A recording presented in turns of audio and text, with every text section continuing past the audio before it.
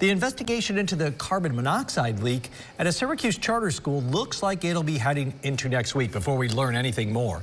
Syracuse city government basically saying nothing until the autopsy is back and police have better conclusions on what happened and how 46-year-old Brian DeForge died in the cafeteria where he was found Tuesday morning. A declaration from the city fire department taped to the window is leading us to understand what's being investigated. The school accused of 8 violations.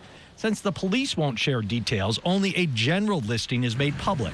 Some violation wordings are vague, but others offer more clarity, like removal of or tampering with equipment, carbon monoxide alarms and detectors, mechanical equipment and appliances, and unsafe structures.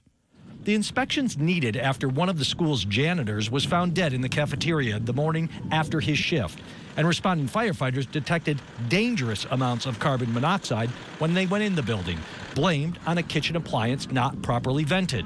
The school claims the death and leak are unrelated, and that through an inspection 6 weeks ago, the fire marshal approved the smoke detector only unit in the cafeteria. But the city government is pushing back on that, saying what the school has said is unverified by both the police and fire departments, but not willing to say much more until the investigation has conclusions. And until the city is satisfied with upgrades to the school, the actual building shut down. Students have been attending classes remotely.